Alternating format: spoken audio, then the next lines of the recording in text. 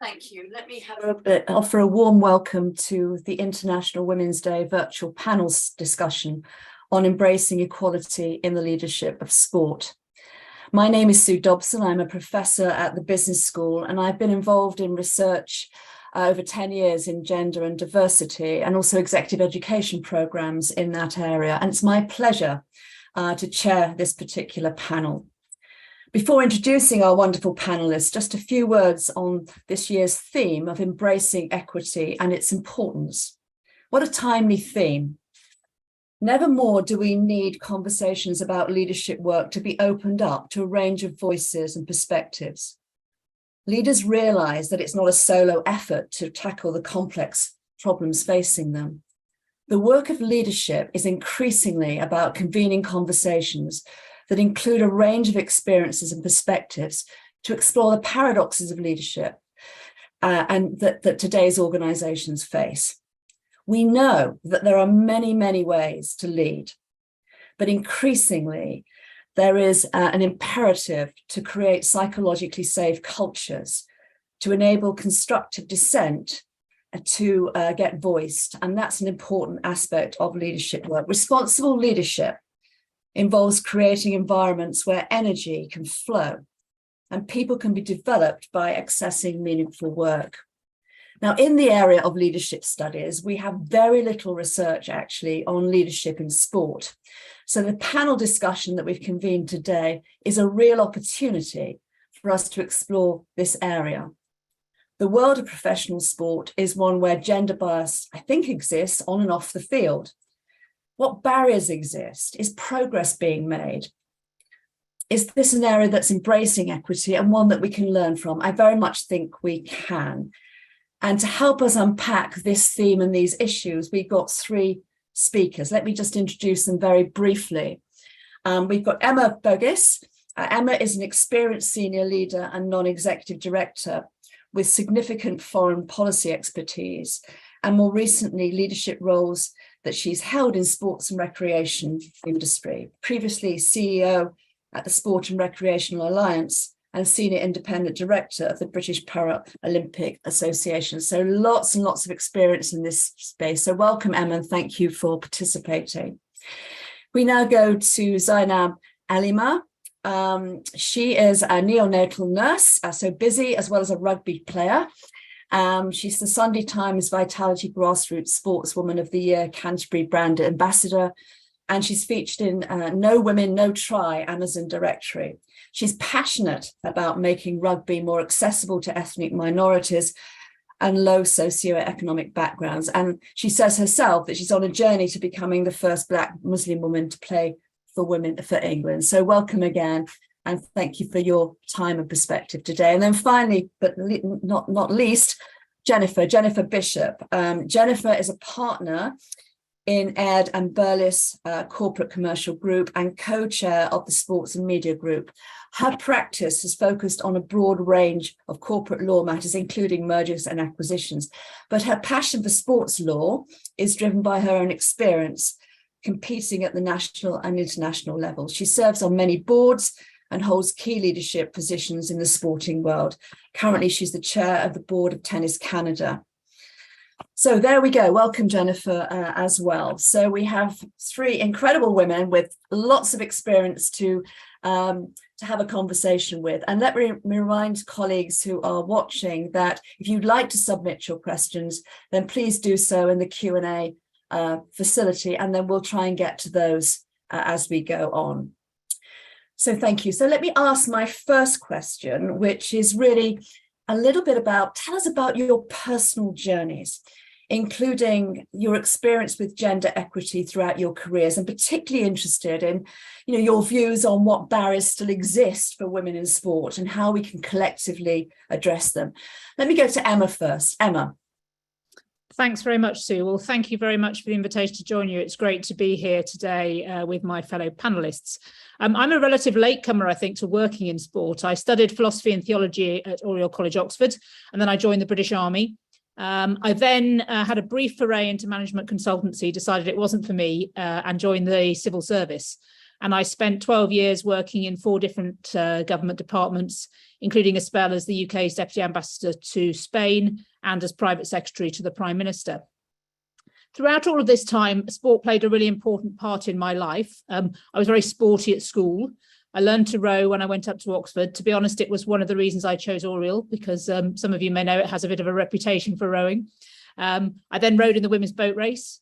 I joined the army partly because I wanted a job which allowed and required me to be physically active as well as using my brain. But it actually wasn't until after the London 2012 Olympics and Paralympic Games that my personal interest in sport and my professional life came together. At the time, I was working as private secretary to David Cameron, the Prime Minister, and he asked Lord Sebastian Coe to take a role as his legacy ambassador. And the idea here was that as much planning and forethought that had gone into the delivery of the Games should go into the securing of the legacy, and particularly the promises that the government and the Mayor of London had made about what the benefit of bringing the Olympic and Paralympic Games to London would be. So Seb had a small team in the Cabinet Office to support him, and I had the pleasure of being leading that team. So although it wasn't all about sport, there was a lot of focus around the regeneration of East London, around improved accessibility. Clearly, sport featured quite heavily when you're talking about a legacy from an Olympic and Paralympic Games. And it was perhaps no surprise to many that, you know, when your personal interest and your professional interest come together, you can have a great time. And I loved it. I had a brilliant time, really enjoyed the role. And then I thought, well, what am I going to do after this? So there was a natural change in about 2014 when the role changed.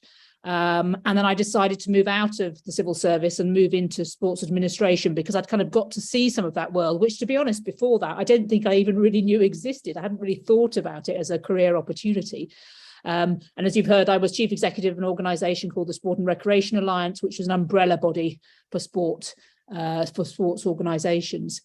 And in parallel, I started to pick up my first non-executive role at the British Paralympic Association. And over time, I've sort of morphed now. So I now sit as, I think they call me a portfolio non-executive director with a range of different roles. Still some in sport. I'm on the board of the English Institute of Sport, and I'm the Equality, Diversity and Inclusion champion there, but on a wide range of other things as well. I think I'm relatively lucky to have had really positive experiences in my whole career. I can actually only think of, I was trying to rack my brains, I only think of one example when and actually that wasn't in the world of sport, it was when I was in Madrid and I was at a diplomatic reception with my husband, and somebody came up to me and asked me what I did because they assumed he was the deputy ambassador and not me. But it's the only time that sort of happened. I think I was also moving into sports leadership at a time when, particularly in the UK, there was a desire to get more women into more senior roles. So actually it was a great opportunity. And in some ways, I do feel a bit sorry if you're white and male and middle-aged at the moment, there's not many sports organisations really want you to be part of them. So I think there was a sort of serendipity, a bit about timing. But I think there definitely are still barriers. I mean, women are underrepresented in participation, in coaching, in governance, in media coverage. I think days like this, you see a lot of positive stuff. We've seen some great announcements today, driven by the kind of success of the Lionesses and improving access to football, for example, in school. But it needs to be more than one day. It needs to be a kind of continual conversation. And I'll stop there, but perhaps in a moment we can come on to talking about some of those barriers in a bit more detail. Thank you, Emma. Thanks very much indeed. Jennifer, how about you? Thank you very much. Really, really appreciate being here, and just privileged to be amongst these panelists today. So thank you. My sport journey started early in my career when I began playing tennis at the age of 6. I had a passion for the game very quickly and continued playing at the national and international levels, as well as college tennis in the United States before going to law school. And after finishing law school and sort of reflecting on my life of sport and finally reaching a point where I appreciated everything that sport had given me over the years and how responsible it was for my success at the time, I decided to start giving back. So I started volunteering with my community club, with the provincial associations, and then eventually found myself being invited to sit on the Tennis Canada board, and then being elected by my fellow board members as chair of the board. I also have been heavily involved as a result with the International Tennis Federation, worked very closely with them on gender equity initiatives. I sat on the Billie Jean King Cup Committee, and I am the only woman currently sitting on the Davis Cup Committee. I think only the second woman in history, in fact. In terms of gender equity and equality, equity being the key word here, I would say it's played a pretty significant role my entire life, from male coaches and physiotherapists and doctors in my sporting career to primarily male teachers in law school, and certainly in the world of mergers and acquisitions, where I live on a daily basis, continues to be dominated by men, as well as the world of sport leadership. And it's getting better. We are seeing some change, but we have a very, very long way to go. A personal example, I was at the International Tennis Federation annual general meeting a few years ago, and I showed up to the security area wearing a black Hugo Boss suit with a Tennis Canada pin on it. And the security advisors told me that the spouse's check-in was downstairs. So I politely indicated that I was here for the meeting, and I will certainly let my spouse know where to go to check in. So I'm happy to hear that Emma has only had one of those experiences.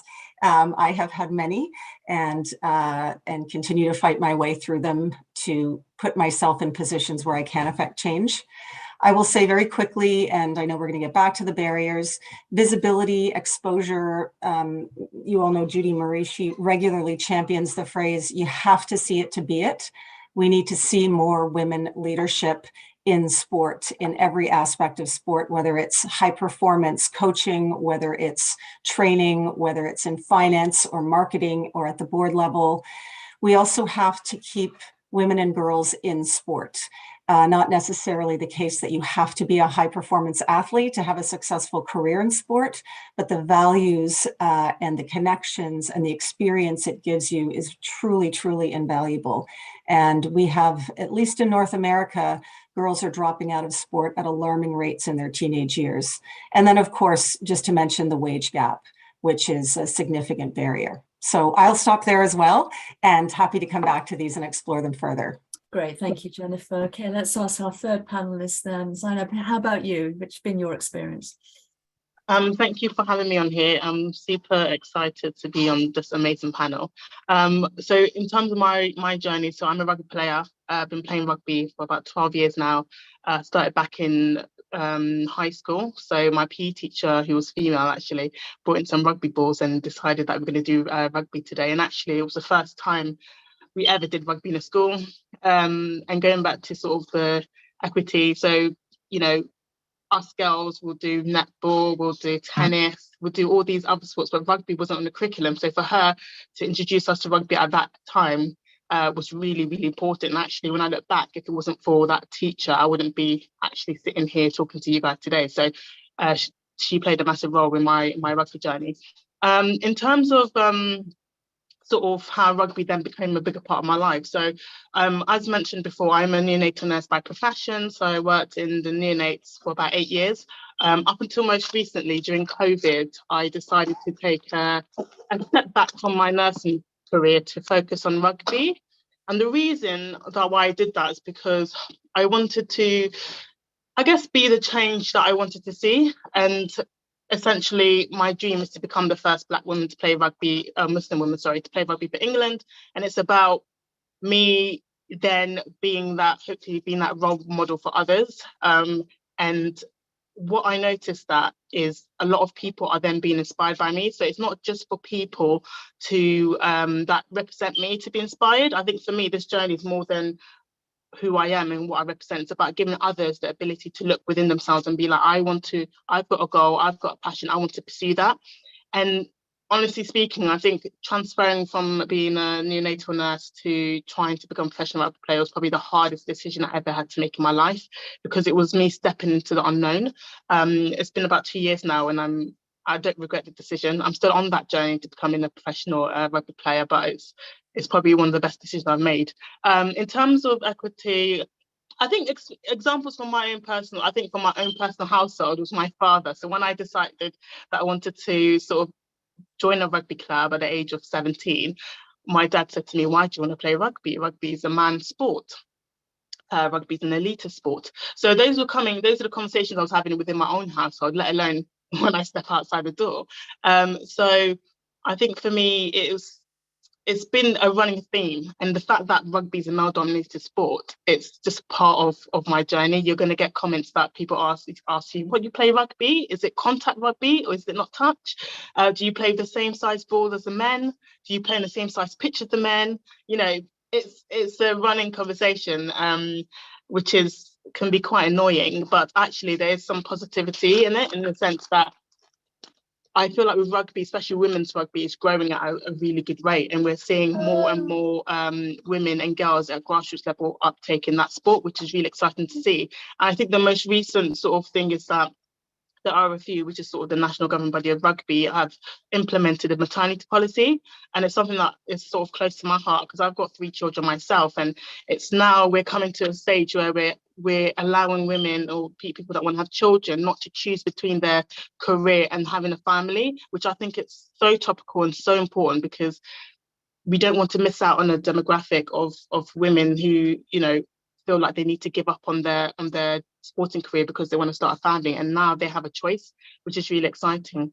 So yeah, I'm going to stop there, and hopefully we'll talk more about this later on. Thank you, and what fascinating journeys there, and thank you for sharing those with us, both the kind of ups and downs of those journeys.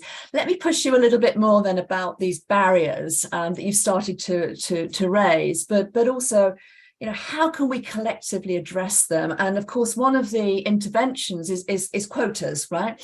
So you may have a view on that as well. So if I could just probe a little bit, maybe Emma, start with you again and go round, just to unpack the barriers. What can we do about them? And, you know, what is the quota thing working or not for you? Emma. Thanks very much. Yeah, I mean, I think one of the issues, interesting, I think Jennifer mentioned Judy Murray. I was actually going to mention Andy Murray, because he's been a tremendous male ally, I think, on this topic. And one of the barriers, I think there's a historic kind of laziness to talk about sport and people mean men's sport and they don't mean women's sport. I think we're getting better at defining the difference now, that, you know, it's when you talk about the England team, it's often now the England men's team and it's the England women's team, and there's a difference. But he famously, I think, after he won his second Olympic gold medal, a journalist said to him, "Oh, you're the first tennis player to ever have won 2 golds." And he, in the press, you know, he was really tired. He'd just literally come off the court. And the first thing he says was, "No, I'm not. I think you'll find Serena and Venus Williams have both got 4 each." And he was, you know, and he's done that several times. So I think actually calling people out and kind of challenging that is one way of doing it. On quotas, in the UK, I think it's about 2014, UK Sport and Sport England, who are 2 big funding bodies here, introduced a requirement that the boards of the sports organisations they funded should have a minimum of 30% of each gender, and with an aspiration moving towards gender equity. Now, intrinsically, I'm not a fan of quotas, in the sense that I never want a job because I'm a woman. I want a job because I'm the best person for the role. But I do think in sectors where historically women have not been seen as kind of board ready or credible candidates around the table, it has had a really big impact. And I think now all the funded organisations have at least 40% gender female representation on the boards, and you know, and it is a much better place than it used to be. So I do think, providing people are still being chosen because they bring the skills and experience, and that might include what they bring as a woman, I think that's important. But so I think they can play a role, but they're not the answer, because actually you've got to really change the culture and the experience around the board table, so that when those women do join the board, you know, they feel that they can, you know, be themselves and contribute fully. Fantastic, thank you. Jennifer, can you add to that? Sure. So relating to quotas, based on my experience, there are certain sectors, and I tend to agree, there has been a lot of progress. There are a lot of guidelines and policies being made. I do think there are certain circles where it's not happening quickly enough. And having a quota, having an expectation. So for example, on the Tennis Canada board right now, our goal is to have gender equality. We have equity at the board level right now, I believe. Voices are being heard and voices are being understood, but we also want to have gender equality around the board. We have a position that's opening up, and our skills matrix tells us we need some finance experience. So my ask to the board as chair of the nominating committee and our members across the country is we're looking for a female with a background in finance. And those are the types of bold asks that we are making right now to make sure that we've got parity around the table. And to challenge Emma's position, I guess, on taking a role because she's a woman, I actually feel very strongly about putting up your hand and accepting positions, especially when you're being asked because you're a woman. Because when I look at the generations before me, in my law firm, for example, in the sporting world, and you talk to women in their 70s and 80s who weren't even allowed to have lunch at private members clubs or had to walk in through the back door. And they did that so that I can be sitting here talking to you. And if it means that I have to sit around a boardroom table and that's my sandwich to eat, so they say, I am more than happy to do that and would encourage other women to do the same and have the confidence that they're able to do that. Because most times when women are invited to be a part of that conversation, they do have the experience and the exposure. It's a matter of having the confidence and the voice and the opportunity to do it. Thank you. Maybe invite Zainab. How about you? Your view on this? Yeah, I definitely think you've made really good points so far, and I can see sort of the value in all the points that's been made. I think for me as well, it's as long as it's especially in executive roles where decision making are going to be done. I think that's where I feel like it's so important to have equity, because you're going to have insight into the way women think, for example, or different people think, and you've got that sort of valuable information that you can filter through. And I think it's really important not to have equity at face value. For example, on International Women's Day today. So even already I've scrolled down on my feed, I'm seeing so many companies and so many clubs, etc., put a post up on International Women's Day. But sometimes if you scratch the surface, what else are they doing? And I think that's where I'm like, it's great to champion women and to promote the good work that we're doing, but just not celebrate us on International Women's Day. Let's make sure you're doing something post International Women's Day, and you'll continue to do something to actually make it a difference. So I think that's where I sit with that, and it's more than just a tick box exercise. You've got to be doing something underneath the radar. Okay, thank you. Okay, so we've shifted, we've talked about some of the barriers that you face. I guess now I'd like to ask a different kind of question. What advice would you give to your younger self? And I know this is a tough question and one that requires quite a lot of deep reflection, but I'm going to ask it all the same. So Jennifer, you've got let me go with you first, and then we'll just mix it up a bit. Okay, Jennifer, thank you. Sure. I was actually asked this question. I did a think tank with 80 female athletes between the ages of 14 and 17 on Saturday night as a International Women's Day initiative. And we talked about this very question. And I guess there are two key things I would tell my younger self. The first is that it's okay to fail. I grew up in a household where you are expected to get excellent marks, you're expected to perform all the time, you're expected to smile all the time, you're expected to be dressed properly for church, et cetera, et cetera. And any deviation beyond that, I personally began to view as failure. So when I reflect on my career and I look at where perhaps I used my voice when I ought not to have, where I responded to something in a way that caused concern for my superiors, those were all my most teachable moments. And so that's key, I think, to be okay with failure. I also would say that you can have it all, just perhaps not at the same time. because having a lot of balls in the air, having all the balls in the air means at some point something's going to drop. And I think we as women feel like we have to have it all. We have to do everything well. And I suppose it's along the same theme. So I would say, don't be afraid to fail, and you can have it all, just perhaps not at once. Yeah, good advice. Thank you, Jennifer. Zainab, do you want to come in next? And then, yeah, thank you. Yeah, thank you so much. Jennifer, I've actually written that down, actually. I think that's a good one. You can't have it all. You can have it all, but not all at once. I love that. I've written that down with a little star by it. So thanks for that. I think for me as well, two things. So the first one I'll say is to get out your comfort zone. And that is a big thing for me. And going back to sort of my journey, leaving nursing to pursue rugby career, which it's not professional rugby career. I'm not getting paid to play rugby as of yet. That was a massive jump for me. And actually it's taught me a lot. And it's one of my best sort of life experiences I've come from stepping out my comfort zone. That's one. And the second one will be about linked to I'm known as the bulldozer. That's my nickname.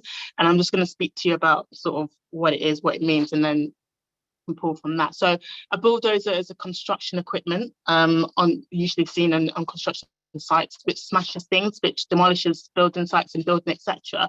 And I see myself, as a Black Muslim woman within rugby, I'm smashing stereotypes, I'm breaking down those barriers as a bulldozer would in a construction site. So I think I always say this analogy, and the bulldozer is not just for me. I guarantee you on this call, there's loads. There's about 97 bulldozers on this call. I'm definitely sure about that. So it's not limited to myself, and I just sort of urge people, the advice I'd give to them is to be brave, be bold, be bulldozers, but most importantly, you've got to be yourself, because nobody can be you better than you. And that's sort of the essence of it. Fantastic. And I notice you've got a little bulldozer running around behind you as well, which is great. And I think it's really hats off to you to cope with that. Well done. Emma. Sorry, Emma, you're on mute. Sorry. Yeah. Sorry. My two are not dissimilar. Firstly, I think one's about being open to learn from others, adapting what I do, how I do things, but making sure that I kind of keep true to myself. I think a couple of times I can think of examples where I've done things because I was probably over-influenced by other people, and I thought that was the right thing to do. And in hindsight, I know it wasn't the right thing to do. And I probably knew it at the time, but wasn't quite brave enough to sort of, not follow whatever was being encouraged by others. So I think willingness to learn and adapt, but at the same time being true to yourself. And then I think ultimately kind of be cheerful, strive to be happy, do stuff you love, because I've had a very fortunate kind of career. I've moved around quite a lot. A lot of people, I often think that people might look at my CV and think, well, she's not very good at staying in one place, kind of, and a lot of sort of the classic things you'd been told by a sort of careers teacher or something about, kind of longevity or kind of commitment.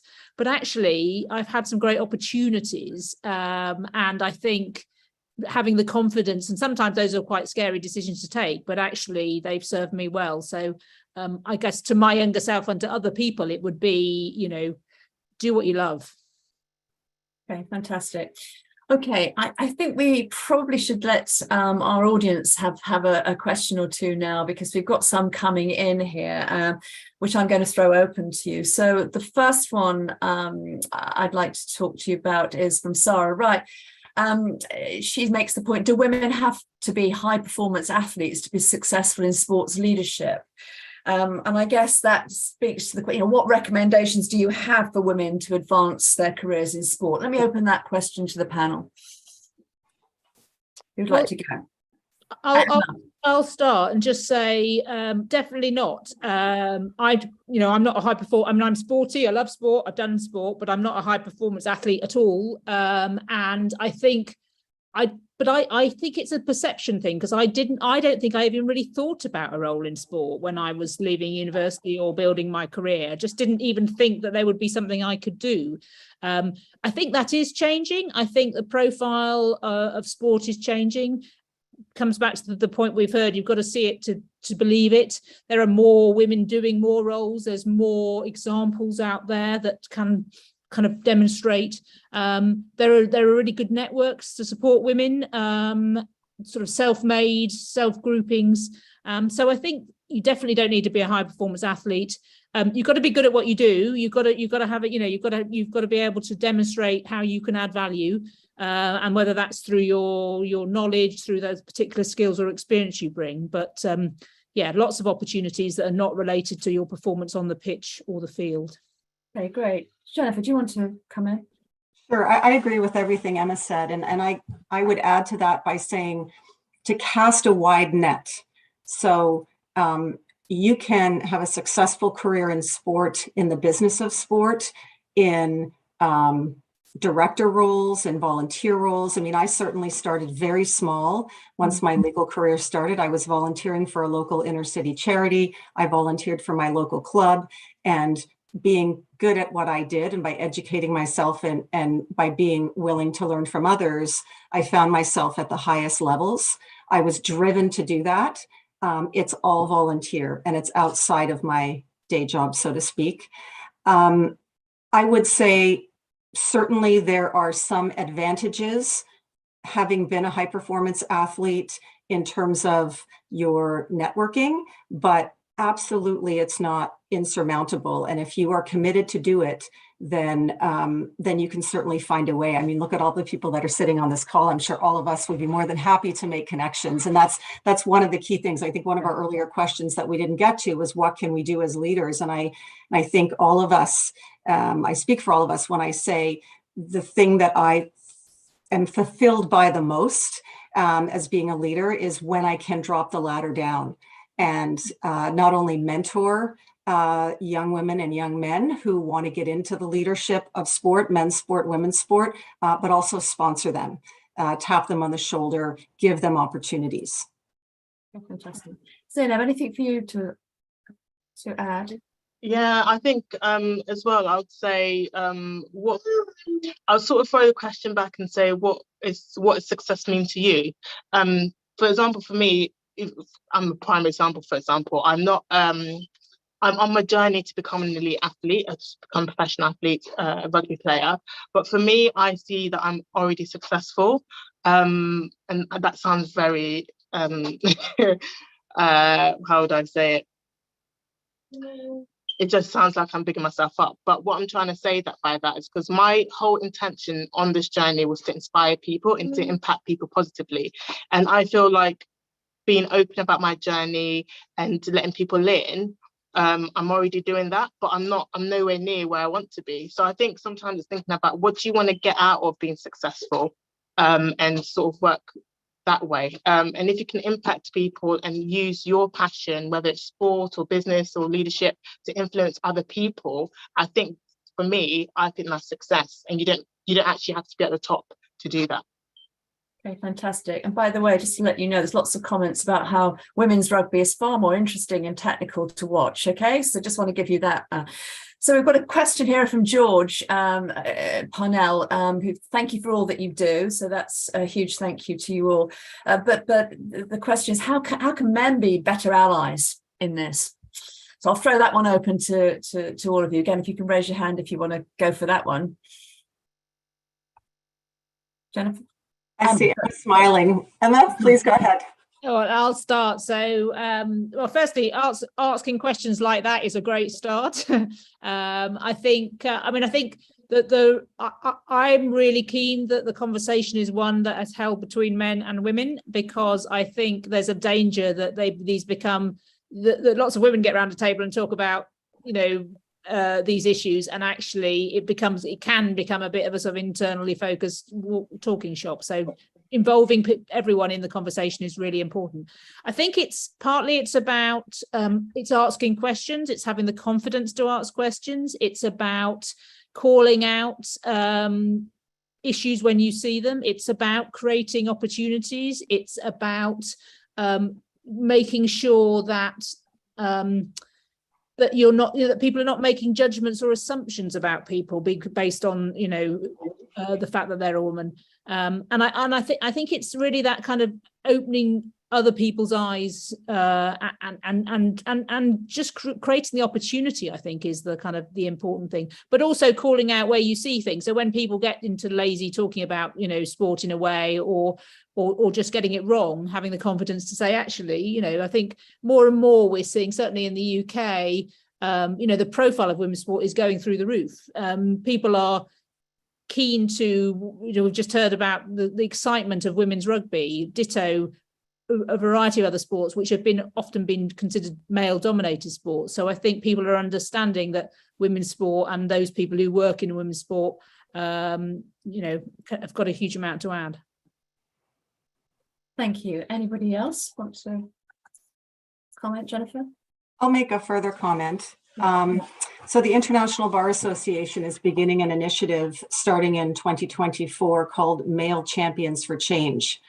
The Women's Leadership Group of the IBA is the biggest committee in the International Bar Association, and some of the most high-profile women lawyers in the world are a part of that initiative.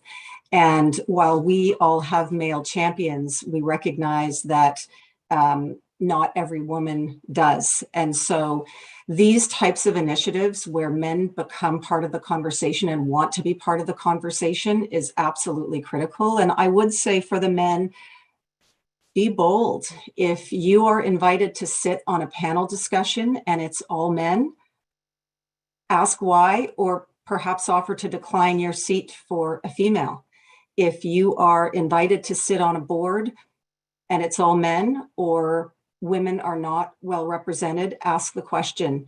I think women are having to be bold to move themselves forward in the business of sport. And I think to ask for men to be equally as bold and to not only create opportunities, but to champion women, to sponsor them.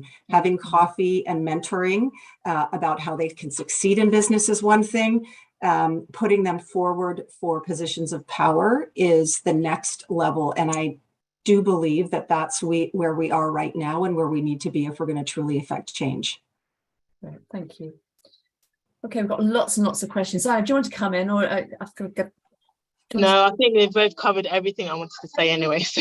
Okay, that's fine. Okay, so how about this start off for you? This is from Victoria Tidmarsh. How important do you think a girl's experience of sport at school is in determining their long-term relationship with sport? Maybe that's a great question for you, Zaina. That is a great question. Yeah. And it's so important. I think even just talking about my own, not my experience, but I had a good experience, but I have friends who, for example, I hope it's not happening now, but being the last to pick for team, you know, when you're like, oh, captain, and you pick your teams, and she was always the last to get picked to be on a team. And for that's actually, it was so traumatic for her, but actually now she stays away from physical activity. So it's so important. It's so important. It's something that can carry through to adulthood. So it's important we get that bit right, especially in schools, to make that experience positive. And it's not just all always about competing, it's about participation. And actually, if you're having fun and you're not really caring about the scoreboard, you're just enjoying being physically active, if you take that onto, you know, adulthood, you can create good habits. So it's, yeah, I think it's super important. And if we get that right, it will hopefully lead them and everyone in good stead to having a healthier, you know, adult lifestyle. So yeah, very good question and very important. Okay, Emma, you want to come in? Yeah, so I was just going to signpost a bit of research actually that just, I think it's come out this week, obviously to coincide today, by an organisation called Women in Sport, and they've published a report called Sport, Stereotypes and Stolen Dreams, and it's all about what stereotypes are kind of are assumed about girls' engagement in sport at a really early age. Yeah. And that when we talk about the way that girls can be described, the sort of things that it's assumed that they like doing. And there's a really, if you just Google women in sport and stereotypes, you'll find this research really interesting, quite small scale, but it's very personal. And they've got a really neat little video which talks about talking to some people, getting young girls to describe themselves, and they use words which were and then they get them to talk about sport and see some female sports role models, and it sort of changes their perception of themselves as a result. So I think it's a really, really important subject, and having a great experience at an early age, it's not the only reason you stay physically active, but it can be super important to staying physically active throughout your whole life. Great, thank you. Jennifer, I've got a specific question for you, if I may, from one of our participants here, Stephanie Wetmore. Could you talk more about the example tennis has set for the rest of women's sport? Highest paid sport in the world for women, just received a 150 million cash injection dollars. What did the likes of Billie Jean King do to trailblaze for women? And what learnings can we take in the business world? Sorry, it's a long question, Jennifer, but I think I ought to specify that one. Yeah, and I'm sure the others can chime in on this as well. I mean, tennis has been very fortunate to have some of the best athletes in the world competing. And it started with Billie Jean King and the original 9 having the boldness to put up their hand. And it's interesting, there's a question in the chat about what can women do? And I started to make my notes. A woman from the LTA, I believe, asked the question. And my notes say, be progressive. Put your hand up. Don't wait for the opportunity. If you see an inequality, don't just talk about it, take a step beyond and offer solutions. So I think tennis has been fortunate enough to have pioneers like Billie Jean King and moving into the Serena Williams and Venus Williams era, who took equal prize money very seriously, resulting in there being equal prize money at the Grand Slams, at Indian Wells, and certainly a conversation at sport boardroom tables everywhere now. The United States women's soccer team brought up a lot of attention to that. Of course, the world of tennis also has its glamour. So I would be remiss if I didn't, point out the fact that social media and the sponsorship deals in tennis are very significant in terms of the individual athletes, and people are able to identify with them. The other thing I would say is, going back to Emma's comment about Andy Murray, he does not let an opportunity slide when it relates to inequality and gender issues to use his voice. So we have men speaking up regularly. Novak Djokovic, Andy Murray, the Professional Tennis Players Association, which was just launched about 2 years ago, is populated by both women and men, and all groups are fighting for gender equality and opportunity across the sport. So tennis has been very, very fortunate to have such pioneers. And when I say things like accept the position because you're a woman, and be okay with that, it's reflecting on the history of Billie Jean King and how she basically staged a walkout. And I'll tell you a really quick story. I have a 16-year-old daughter who goes to school here in Toronto, who's actually wanting to go to the UK for university. And yesterday there was the women's championship hockey final at her school. And she asked me if I could excuse her from class to go and watch it. And of course, absolutely, I will excuse you from class to go and watch it. And she said, I think I'd like to write a letter to the school, because last week was the men's hockey championship final, and they hired a band and they made banners. And if we donated $10 to charity, we were allowed to miss our last class in a buyout to go and watch the boys play. And we haven't heard anything about the women's final today. And I think it's really important that I go and watch it. And I would like to talk to the school about it and figure out how I can be part of the solution.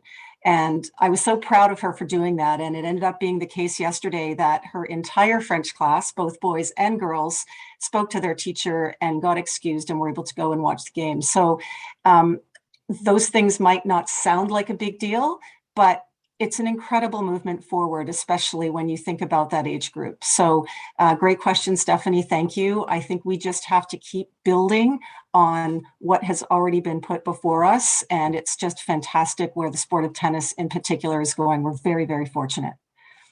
Okay, thank you. Let me ask another question. We've got so many questions coming up here, but I'm trying to get it in quite a few. Laura Spence has said, great discussion. You've talked about what individual women might do to succeed. Any thoughts on how the systems in which we work might be changed to recognize and enable women? So I think that's an interesting question to think about.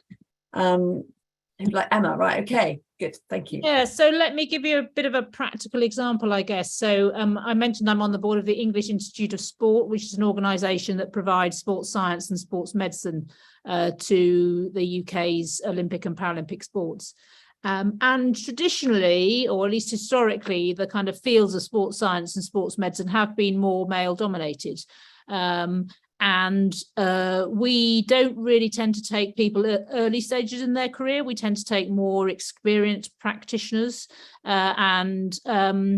I think historically there's been a bit of a fear, well, if the pool's already quite male, then if we're drawing from that pool, then there's only certain things we can do to make sure that we're kind of more broadly representative. But actually, I think we've realised that that's not an acceptable answer, and we've started some engagement with universities that run sports science, sports medicine courses to explore with them what we can do with them to not necessarily be a direct route for their graduates to come and work with us, because it might not quite be right in their career journey, but how can we make sure that they understand that there might be an opportunity to work in the sector or with us in the longer term? So how can we forge a kind of knowledge, a relationship that maybe gets people thinking, so that's not for our immediate benefit because these people are not going to come straight to us, but hopefully it will have an influence on the sector in terms of making it more, and this isn't just about gender, but it includes gender, more diverse, more representative, so that actually our workforce look more like the athletes that we support. So that's one example, I think, of how a system kind of change you can start to do things to make a difference. Great, thank you. Jennifer, Zainab, anything to add?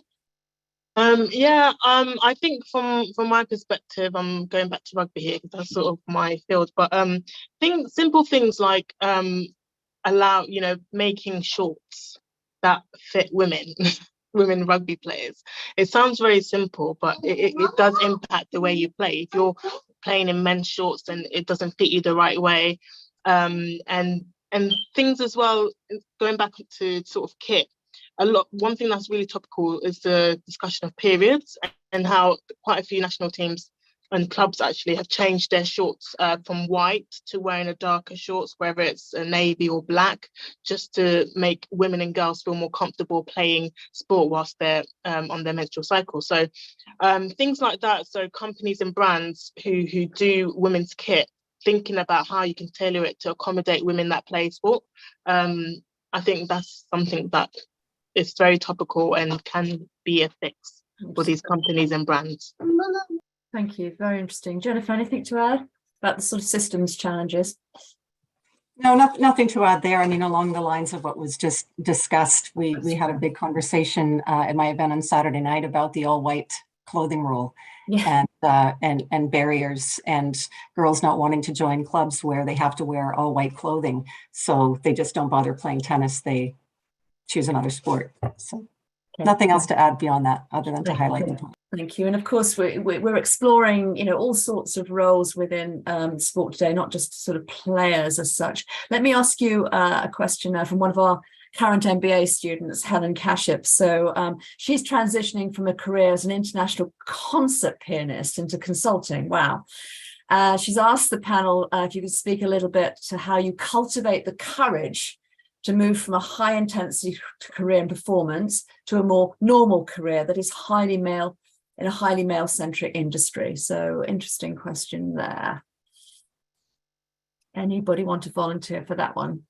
Emma.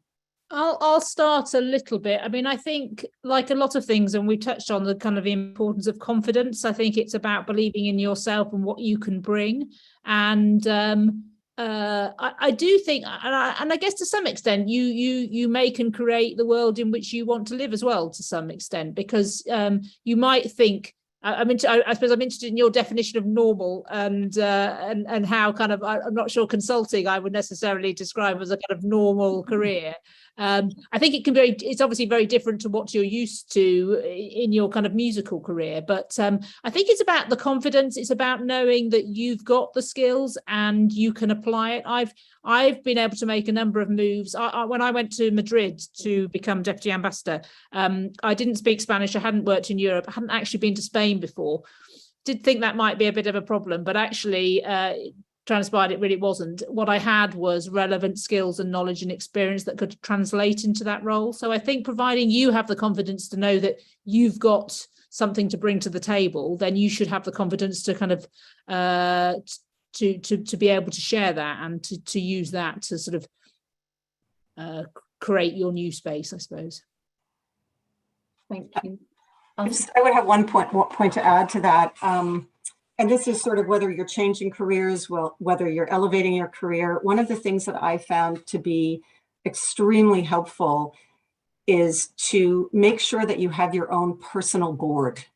So I have mentors, advisors, friends, probably 8 or 10 people that I call on at any given time, depending on the situation that I'm in, who can either help me through a difficult problem, who can help me navigate an issue, who can help me make a connection. So having a personal board around you is really, really, really important. You don't have to do it alone. There are lots of people who change careers, and to Emma's point, having the confidence and the boldness if you're going to do it. Also find other people like you. You can join groups, you can set up coffee chats. Even now, as I'm starting to build a sports media and entertainment group at my firm, I just go on LinkedIn and I look for women in sport, and I cold email them and say, looking to connect with other female leaders. Do you have 15 minutes for a coffee chat over Zoom? So I would say begin making connections regardless of the level at which you're starting, and build your personal board, build that support group around you. Great, thank you. Zainab, anything to add? Yeah, I think when the question came in, I sort of put my mind to how obviously not quite the same, but I moved from one career to another, and the worries that I had. I think for me, it's just again, about believing in yourself and just knowing that. I think what Jennifer did mention before about not being afraid to fail and actually taking that leap of faith, and things are not always going to go to plan, but just ride with the wave. As long as, you're sort of true to yourself and you believe in what you're doing, and then you have that network and that support around you, then hopefully things will be all right for you. But yeah, I do wish you the very best with that. Thank you very much indeed. Okay. Okay, so we've got a question here. If you could change just one thing to improve equity in this area that we're talking about, what would you do? I know that's always tough when you're asked to do one, okay, but it's a good question. So let's have a go. Who'd like to go first at this? Jennifer, thank you. Thank you. I will try. There's so many things, but what floats to the top of my mind is to find ways to make sure that everyone's voice is heard. So when you talk about equity, the difference between equity and equality, we can have equal number of women around the boardroom table, but we don't have equity unless their voices are heard. And not everybody feels comfortable putting their hand up, challenging around a boardroom table, around a classroom, or on the court or on the pitch. So as a leader, finding creative ways, whether it's water cooler talk at the break, and then bringing that thought back into the boardroom, whether with attributing or not attributing to the person who made it for you, trying to have conversations in advance of meetings to understand people's perspective, encouraging women to speak up. That's an excellent point. It'd be really great if you raise that at the board level, and I'll champion that. I also go out of my way to champion women at every opportunity.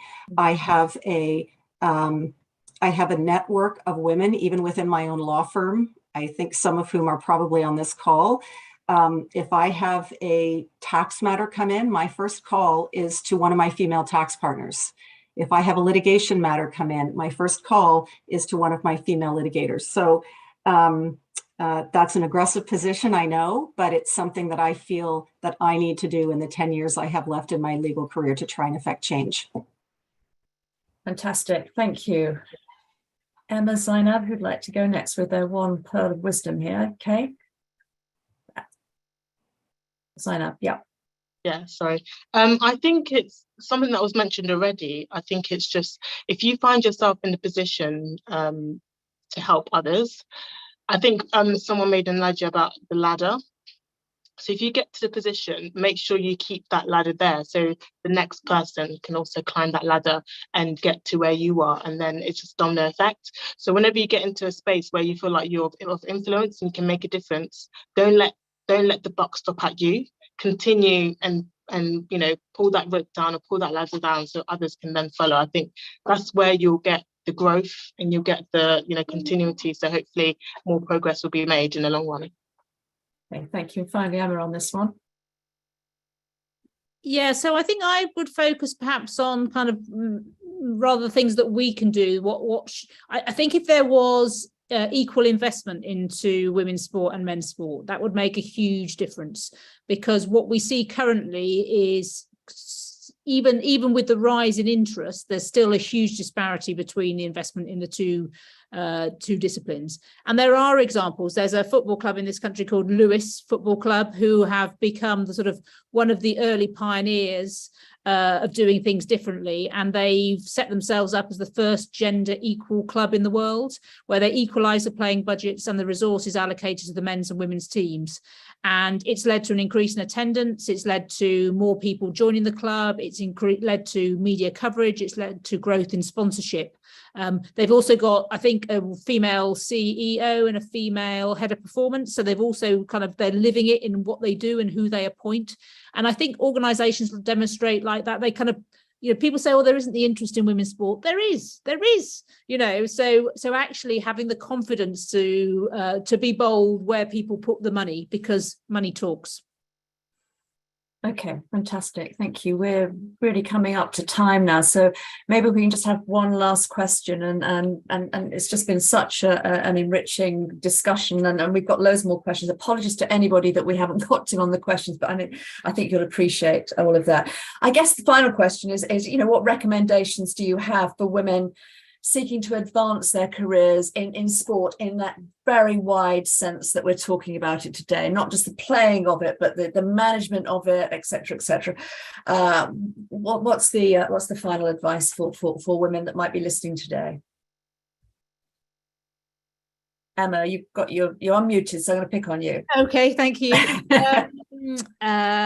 What would I say? I think I would say, well, a couple of things. Firstly, I do want to, we touched a bit about the importance of looking after other women. There's a great phrase, I think it's Madeleine Albright, there's a special place in hell for women who don't help other women.